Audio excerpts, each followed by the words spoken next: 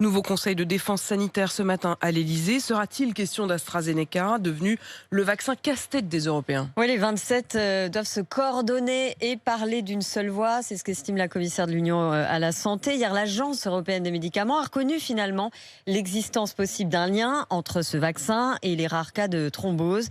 Mais la balance bénéfice-risque reste largement favorable. Romain Poiseau.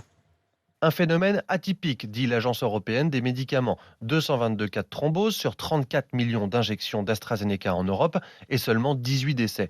Thromboses qui se sont produites dans les 2 semaines après la vaccination, principalement chez des femmes de moins de 60 ans, ne présentant aucun facteur de risque particulier. Elles ont senti un essoufflement, une douleur à la poitrine ou au ventre, des symptômes neurologiques, des maux de tête sévères, un trouble de la vision ou de minuscules taches de sang sous la peau. Mais l'Agence européenne des médicaments le rappelle, les bénéfices globaux du vaccin dans la prévention du Covid-19 l'emportent sur les risques d'effets secondaires. Plusieurs pays ont déjà décidé de ne plus administrer ce vaccin en dessous d'un certain âge, 30 ans pour le Royaume-Uni, 55 ans pour la France, la Belgique et le Canada et 60 ans pour l'Allemagne et les Pays-Bas.